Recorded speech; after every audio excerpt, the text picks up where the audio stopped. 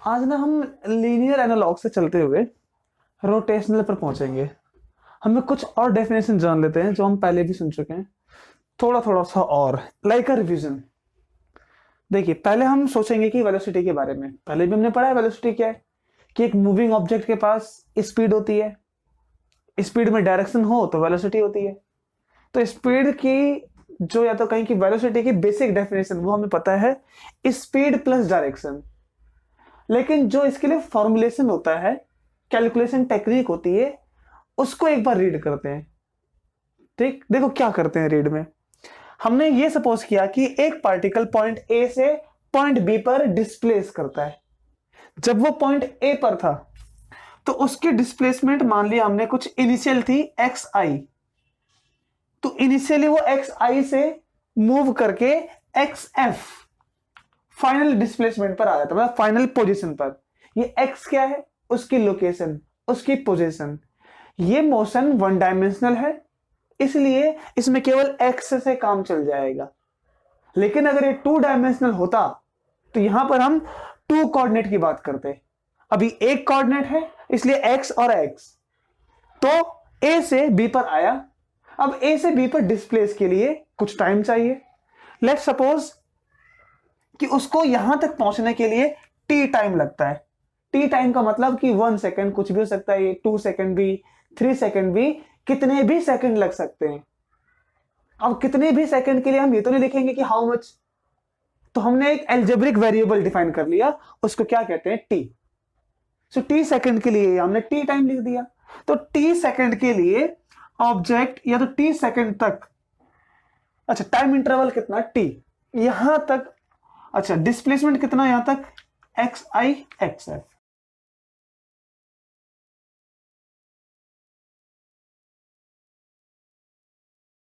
Meaning कि change in position. और change का मतलब क्या होता है, फाइनल माइनस इनिशियल। तो final displacement minus initial displacement, तो टोटल कितना डिस्प्लेस किया वो ये रहा। तो टी सेकंड में टोटल इतना डिस्प्लेसमेंट।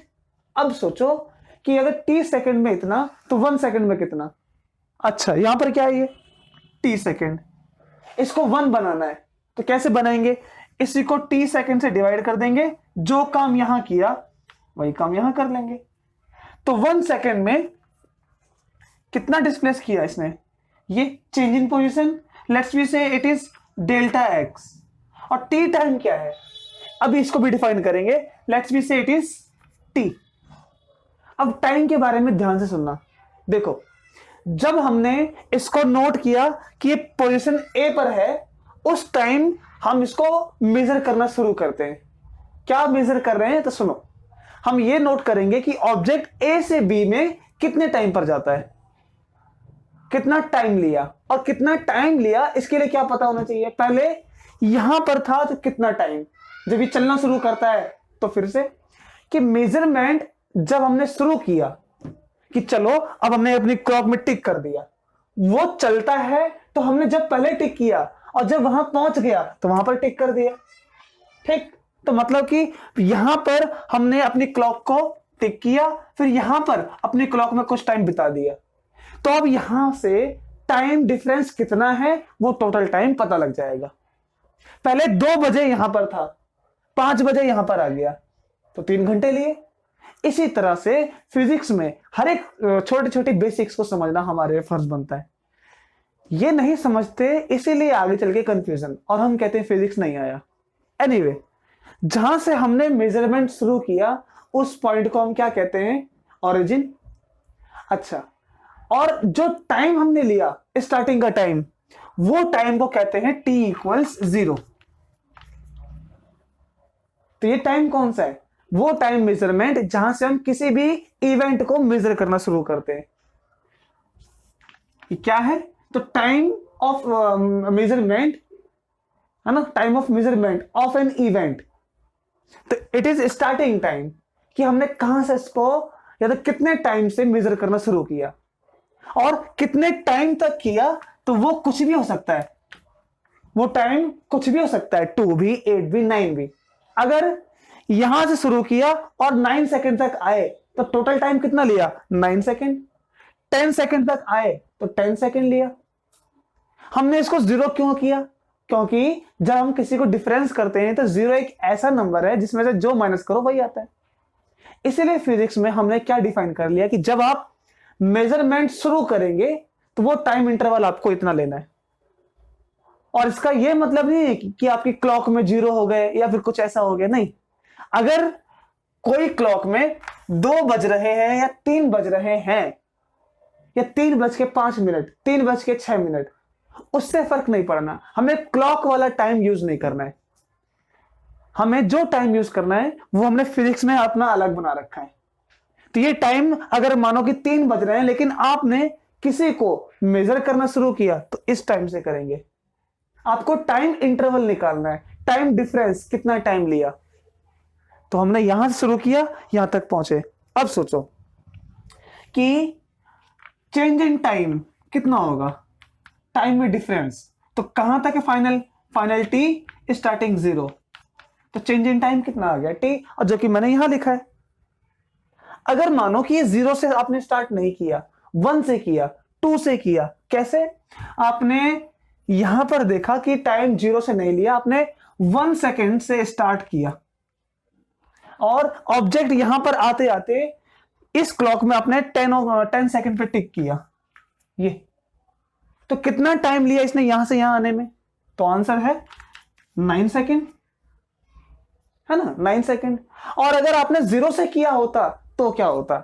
0 सेकेंड से टिक करते तो ऑब्जेक्ट यहां पर 9 सेकेंड में पहुंचता।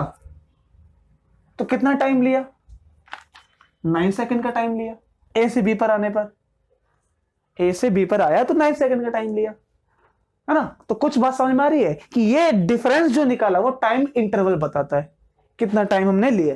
ओके, अब 0 हो बार बार ये जरूरी नहीं है, ठीक है ना। अब हमने 0 से स्टार्ट किया, वैसे तो ये कन्वीनियंट होता है, आसान होता है फिजिक्स को करने के लिए, लेकिन मान लो 0 नहीं लिया किसी ने, तो कितना टाइम होगा?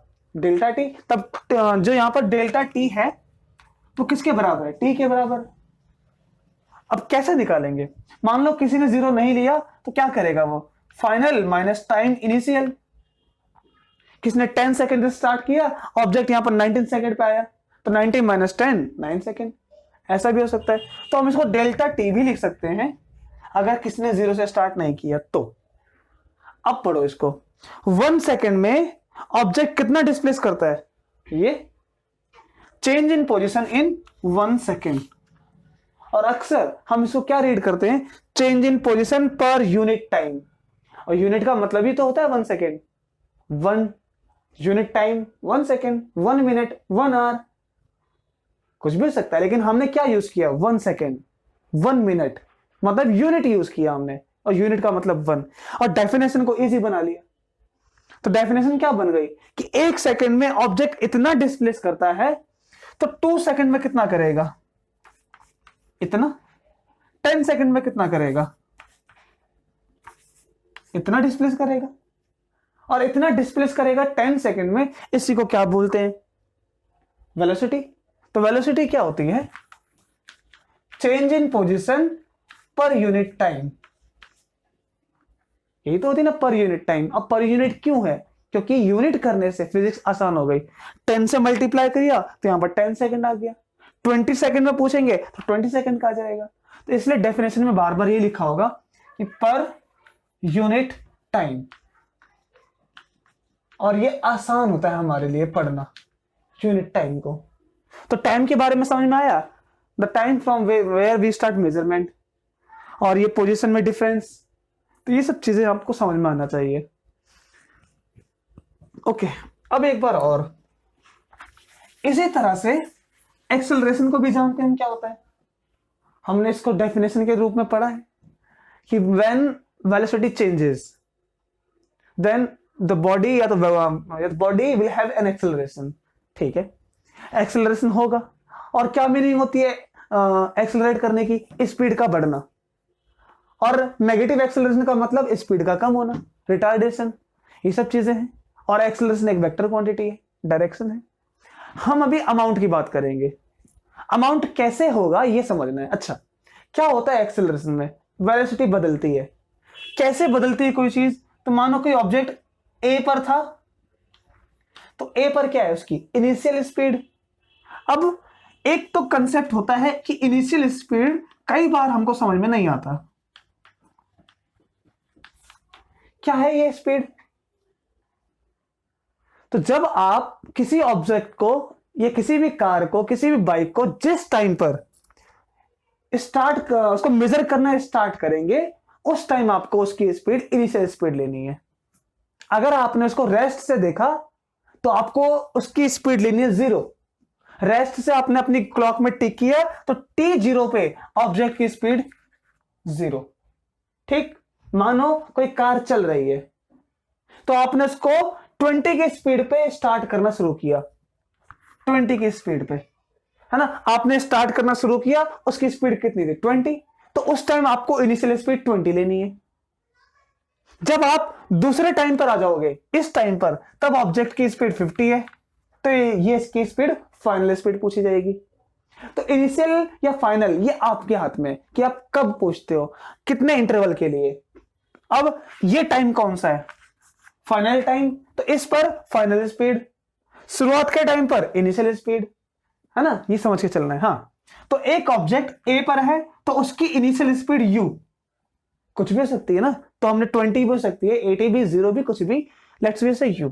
फिर चलकर वो बी पॉइंट पर आता है और बी पॉइंट पे हमने नोट किया कि उसकी फाइनल स्पीड v थी। अब जैसे ही मैंने कहा कि बी पॉइंट पर है तो फाइनल स्पीड का मतलब कि t सेकंड पर v स्पीड, हाँ, t सेकंड पर v स्पीड, और u कब है, जब हमने इसको मेजर करना शुरू किया। तो t0 पर u स्पीड, t सेकंड में इतनी स्पीड। अब मुझे समझाओ कि ये तो है इनिशियल स्पीड और ये है फाइनल, तो चेंज इन वेलोसिटी क्या होगा। तो चेंज इन वेलोसिटी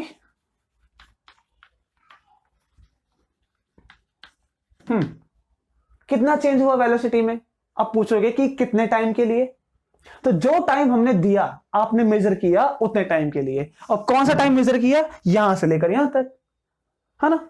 अच्छा, यहां से लेकर यहां तक स्पीड में कितना चेंज है, v माइनस यू। कितने टाइम के लिए, तो t minus zero. t minus zero का मतलब कि डेल्टा t, है ना, और डेल्टा t का मतलब क्या है कि t, ये t minus zero t second, delta t का मतलब ये है ना।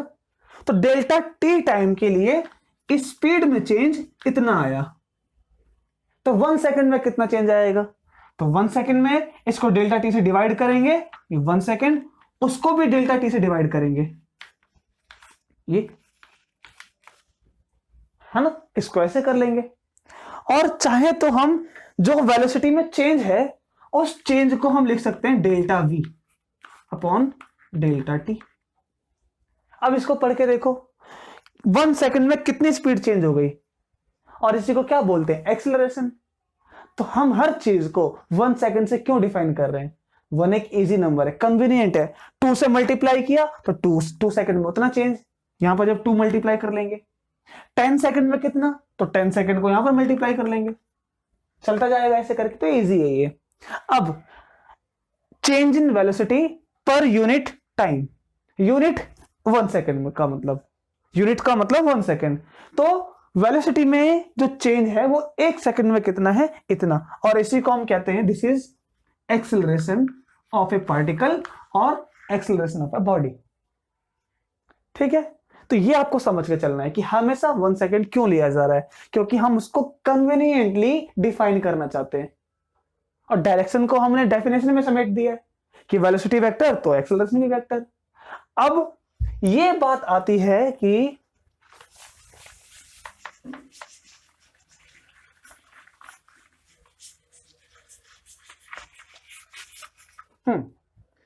अब एक बात और कि देखो एक्सेलरेशन क्या है, 1 सेकंड में इतना चेंज, क्या हर एक 1 सेकंड में चेंज सेम रहेगा। जैसे वेलोसिटी की बात करते हैं तो 1 सेकंड में delta x by delta t, ये वेलोसिटी में चेंज। एक कार वो डिस्प्लेस करती है 1 सेकंड में 20 मीटर। फिर ए से बी कितना टाइम लिया? 1 सेकंड। बी से सी 1 सेकंड, ये भी 20 मीटर। सी से डी फिर से 1 सेकंड में 20 मीटर। ये क्या है कि हर एक सेकंड में चेंज इन पोजीशन कैसा है? यूनिफॉर्म है। और इसी को तो बोलते हैं हम यूनिफॉर्म चेंज। अब यूनिफॉर्म चेंज का मतलब क्या कि यूनिफॉर्म वेलोसिटी, कांस्टेंट वेलोसिटी, ये कांस्टेंट वेलोसिटी। लेकिन अगर ए से बी पर आते हैं 1 सेकंड में 20 मीटर, बी से सी 1 सेकंड बाद 30 मीटर की डिस्प्लेसमेंट, सी से डी 1 सेकंड में 40 मीटर की डिस्प्लेसमेंट। और अब नोट करो, हर एक सेकंड में डिस्प्लेसमेंट का चेंज अलग अलग है। अगर डिस्प्लेसमेंट में चेंज हर एक सेकंड अलग अलग है तो वेलोसिटी का क्या? पहले वेलोसिटी 1 सेकंड में इतनी 20 मीटर पर सेकंड, फिर अगले 1 सेकंड में इतनी, फिर अगले 1 सेकंड में इतनी, तो वेलोसिटी बदल रही है। इसको हम बोलते हैं वेरिएबल या चेंजिंग वेलोसिटी। Changing velocity. और वेलोसिटी कब बदली? वेलोसिटी तब बदली जब हर एक सेकंड में डिस्प्लेसमेंट अलग अलग है। आ रहा है समझ में ना आपको कि हर एक सेकंड में डिस्प्लेसमेंट अलग अलग। तो ये वेलोसिटी चेंज हो गई। और जब वेलोसिटी चेंज होती है तब हमें क्या मिलता है? एक्सेलरेशन। करेक्ट ना? तो ये मिल गया हमें, यहां से क्या मिलेगा हमें? एक्सेलरेशन। और यहां से क्या मिलता है? Constant velocity. अगर वेलोसिटी चेंज नहीं हो रही है तो एक्सेलरेशन 0। इसका मतलब बॉडी एक्सेलरेट नहीं कर रही है। हर एक सेकंड में सेम डिस्प्लेसमेंट इक्वल है। तो यहां पर वेलोसिटी कांस्टेंट और यहां पर वेलोसिटी चेंज हो रही है। अब एक और चीज देखो, जब हर एक सेकंड या तो कहें कि ये देखो डिस्प्लेसमेंट बदल रहा है तो वेलोसिटी बदल गई। अब वेलोसिटी के बारे में सोचो कि एक कार ए से बी पर आती है तो उसकी रफ्तार 1 सेकंड में 20 मीटर पर सेकंड, बी से सी पर आई 20 मीटर पर सेकंड, सी से डी पर आई फिर से 20 मीटर पर सेकंड। इसका क्या मतलब है कि उसकी स्पीड कैसी है? 20 ए से बी में है ना, उसकी स्पीड 20 मीटर पर सेकंड क्या हुई है? चेंज। पहले यहां कितनी थी? 0। इस पॉइंट पर कितनी स्पीड है? 20। अच्छा, अब बी से सी के बारे में पूछो। बी से सी पर, बी पर कितनी स्पीड है? 20। सी पर कितनी है? 40। सी पर कितनी है? 40। तो सोचो 1 सेकंड में अब कितना चेंज आया? तो 1 सेकंड में स्पीड में चेंज आया 20 मीटर पर सेकंड। तो बी से सी के लिए कितनी स्पीड में चेंज आया? स्पीड में चेंज 20 मीटर पर सेकंड। सी से डी पर, अब सी पे कितनी स्पीड है? 40। कितना चेंज आया है? 20 का 40। और ये डी पर कितनी स्पीड है? 60। तो डी पर स्पीड है 60, लेकिन इतने टाइम इंटरवल के लिए कितना चेंज है? 20। ये क्या लिखा है मैंने? स्पीड में चेंज फॉर 1 सेकेंड। स्पीड में चेंज फॉर 1 सेकेंड। और ये क्या था कि ए से बी पर 20 मीटर की डिस्प्लेसमेंट, तो यहां पर 20 मीटर, और जब बी से सी जाएगा तो यहां पर 40 मीटर, लेकिन चेंज कितना? 40 माइनस 20 मीटर। सी से डी, यहां पर यहां से लेकर यहां तक 60 मीटर हो चुका है, लेकिन सी से डी पर कितना मीटर कवर किया? 1 सेकंड में 20। इसी तरह से अब यहां सोचो स्पीड कितनी है? 60, लेकिन सी से डी पर 1 सेकंड में चेंज कितना है? 20 का। तो कुछ बात समझ में आ रही है आपको? हमें कंफ्यूजन क्या होती है फिजिक्स में? यही कि हम यहां पर स्पीड बोलते हैं 60 है, कभी बोलते हैं 20 है। तो 20 क्या है? 20 है 1 सेकंड में स्पीड कितनी चेंज हुई सी से डी के लिए। ओके, अब सोचो डी से ई पर आता है तो ई पर कितनी स्पीड रहेगी टोटल? 80। डी से ई चेंज कितना रहेगा? 20 का। अगर हर एक सेकंड चेंज सेम है, चेंज तो हो रहा है ना। कैसे चेंज हो रहा है? 20, 40, 60, 80, 100, तो वेलोसिटी बढ़ रही है। और जब वेलोसिटी बढ़ेगी तब क्या आएगा? एक्सेलरेशन। तो यहां पर हम ये कह सकते हैं कि बॉडी क्या कर रही है? द बॉडी इज डूइंग, मतलब ये एक्सेलरेट कर रही है, मतलब कि इसके पास क्या है? एक्सेलरेशन। क्यों है इसमें एक्सेलरेशन? हमें तो दिखता है 20 20 20, स्पीड तो कांस्टेंट है, लेकिन गलत पढ़ रहे हैं हम। हमें क्या पढ़ना चाहिए? स्पीड में चेंज 20, स्पीड में चेंज 20, और जैसे ही मैंने कहा स्पीड में चेंज, समझ जाइए एक्सेलरेट है। ओके, अब सोचिए डी से ई पर स्पीड कितनी होगी? 80। अगर चेंज कांस्टेंट है तो मुझे बताइए कि अगर ई पर 80 है, ठीक, तो एफ पर टोटल स्पीड कितनी होगी? 100। जी पर कितनी होगी? 120। ठीक, ये क्या हो गया? प्रिडिक्टेबल।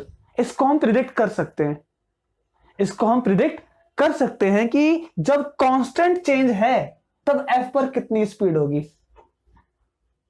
और जो हम प्रिडिक्ट कर सकते हैं इसी को कहते हैं क्लासिकल मैकेनिक्स। किसी के मोशन को प्रिडिक्ट कर देना। जैसे अर्थ सन के अराउंड जाती है ना, कैसी रफ्तार है? कांस्टेंट। तो आगे कितनी दूरी पर कितनी स्पीड होगी, कहां पर होगी, क्या लोकेशन होगी, वो सब प्रिडिक्ट कर सकते हैं हम। और इसीलिए ये प्रिडिक्ट करके हम रॉकेट को लॉन्च करते हैं। कोई मार्स पे जाता है तो कोई मून पे जाता है। हम यहां से प्रिडिक्ट करते हैं कि रॉकेट को जाने में इतना टाइम लगेगा, तो जब तक मून कहां आ जाएगा, तो मून वहां आ जाएगा तो हमें वहां छोड़ना होगा। तो ये सब प्रिडिक्शन हमें कैसे मिल रही है? जब चेंज कैसा हो? सेम। और जब चेंज हो सेम तब क्या बोलते हैं इसको? कि acceleration is uniform, acceleration is constant, constant acceleration. और यूनिफॉर्म एक्सेलरेशन की बात वही है कि मैं कांस्टेंट बोलूं चाहे यूनिफॉर्म बोलूं, एक ही बात है। तो सोचो कि हमने जो फॉर्मूला पढ़ा है चेंज इन वेलोसिटी पर यूनिट टाइम, ये कौन सा एक्सेलरेशन है? हर एक सेकंड वेलोसिटी में चेंज सेम, सेम चेंज, तो ये यूनिफॉर्म एक्सेलरेशन। तो इसको क्या लिखते हैं आगे डेवलप करके कि v equals u plus AT। इसी तरह से काइनेमैटिक्स की 3 इक्वेशन थी जिसमें एक्सेलरेशन हो रहा था। एक ये भी थी और तीसरी s equals ut plus half AT square. ये 3 इक्वेशन जो थी हमारे पास, ये कब अप्लाई कर सकते हो आप? ये तभी अप्लाई होंगी जब एक्सेलरेशन कैसा हो? यूनिफॉर्म, हर एक सेकंड वेलोसिटी में चेंज सेम हो। लेकिन इन केस कि एक्सेलरेशन भी बदल रहा है, कैसे? तो सुनो, ए से बी पर आया तो स्पीड में चेंज कितना? 20। अब बी से सी पर, यहां देखो,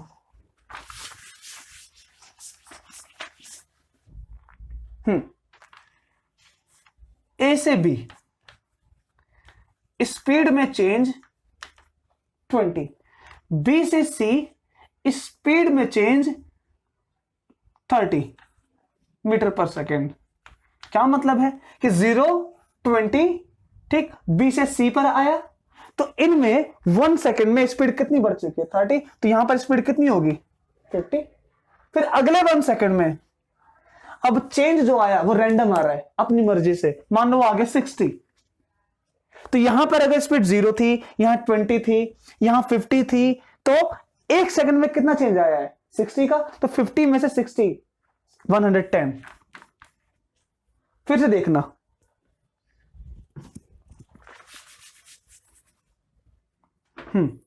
यहां से यहां तक चेंज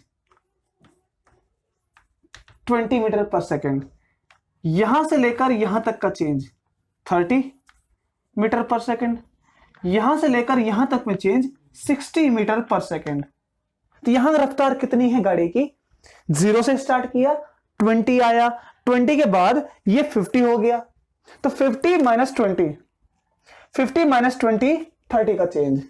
यहां पर गाड़ी की रफ्तार 110, तो 110 माइनस 50 60 का चेंज आया। अब बताओ जब वो ई पॉइंट पर आएगी, ये कौन सा पॉइंट है? डी। ई पर आएगी तो कितनी रफ्तार होने वाली है? अब इसको प्रिडिक्ट कर सकते हैं क्या? नहीं। तो हमारे लिए जो फिजिक्स में फॉर्मूले बने हैं वो इनके लिए बने हैं।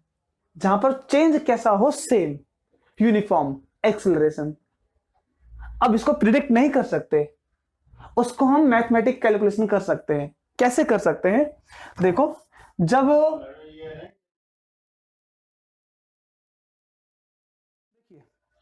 अब हम स्पीड के चेंज की बात कर रहे हैं, है ना।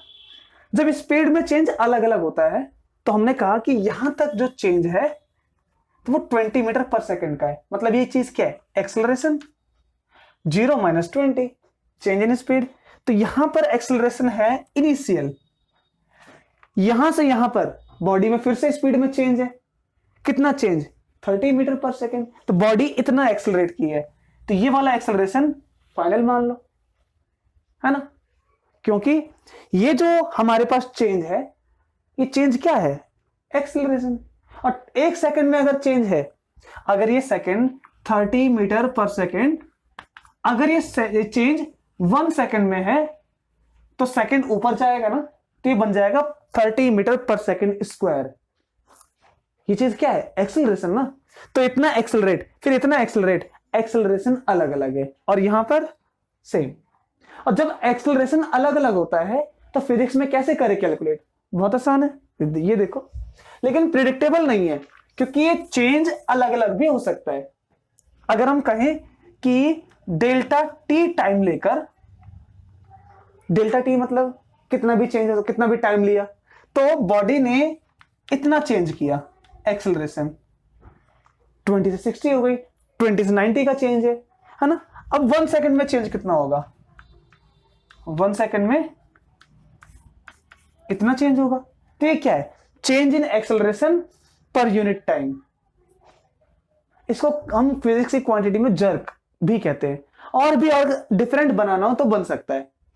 यहां पर जब एक्सेलरेशन अलग अलग है तो इसको बोलते हैं नॉन यूनिफॉर्म एक्सेलरेशन।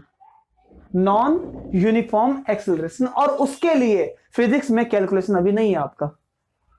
आपको जो कैलकुलेशन का दिया जाएगा वो केवल इसके लिए, जहां पर एक्सेलरेशन यूनिफॉर्म हो, v = u + at। ये सब अगर आप बस में जाते हो तो बस की रफ्तार में चेंज सेम तो नहीं होता, अलग अलग होता है। अच्छा, ये सोचो कि यूनिफॉर्म चेंज कब आएगा? ये देखो,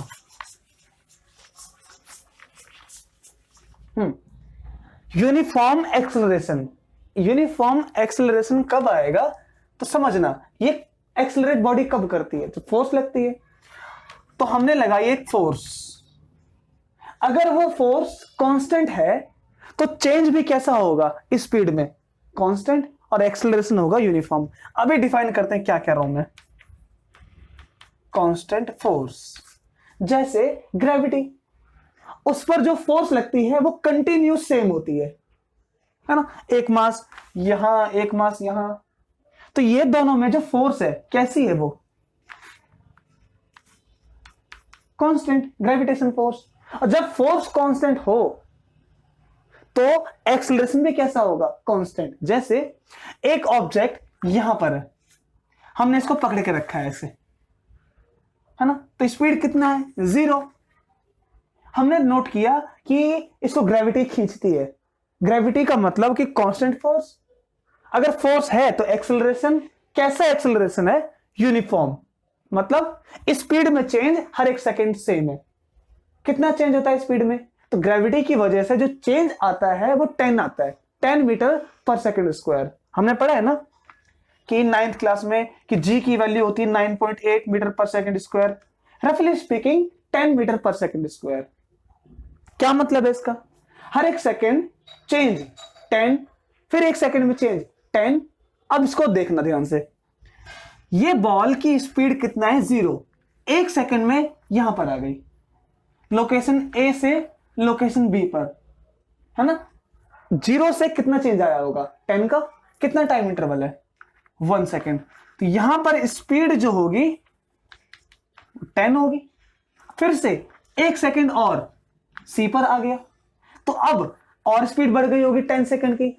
एक सेकंड में फिर से 10 की स्पीड बढ़ गई। कितनी स्पीड हो गई? 20। इसी तरह से सी से डी पर फिर से एक सेकंड का चेंज, फिर स्पीड कितनी हो जाएगी 20 से 30। कितने टाइम बिता चुकी है 1 second 2 second 3 second. Now tell me 9 second के बाद जब मैं स्पीड पूछूंगा कितनी स्पीड होगी 90। मैंने क्या कहा कि 9 सेकेंड के बाद स्पीड बताओ। सोचो बॉडी क्या कर रही है, बॉल एक्सेलरेट कर रही है, ये क्या कर रही है एक्सेलरेट, लेकिन मैंने क्या पूछा स्पीड, कि 9 सेकेंड के बाद स्पीड कितनी होगी। एक्सेलरेशन नहीं पूछा मैंने, क्यों नहीं पूछा, बिकॉज आई नो कि चेंज कैसा है 0 से 10, 10 माइनस 0 10 का चेंज, 10 का चेंज, 10 का चेंज, तो एक्सेलरेशन सेम है ना। और टाइम कितना लिया 9 सेकेंड। कहां से इसको स्टार्ट किया, यहां से, तो हमने इसको मेजर किया तो इतना 0 हो जाएगा ये, तो 10 इंटू 9 90। और u को 0 क्यों लिया, क्योंकि हमने इस वाले टाइम से मेजर किया t इक्वल 0 से, ये तब जाके 1 सेकेंड 2 सेकेंड 3 सेकेंड, है ना।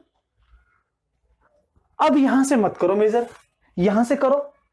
कितनी स्पीड है 10, टाइम कितना है 1 सेकेंड, ऑलरेडी हो चुका है, ऑलरेडी 1 सेकेंड हो चुका है, तो 1 सेकेंड पे स्पीड 10 है, 2 सेकेंड पे स्पीड 20 है, 3 सेकेंड पे स्पीड 30 है।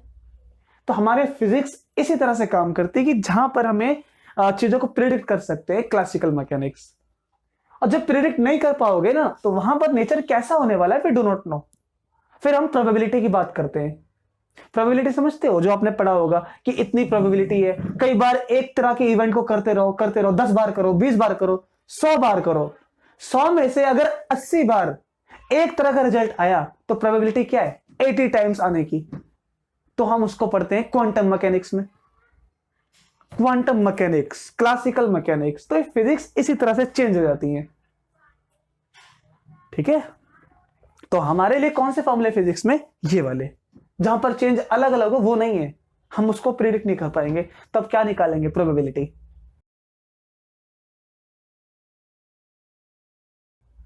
ओके, जहां पर नेचर अपने आप काम करता है, नेचर की फिजिक्स।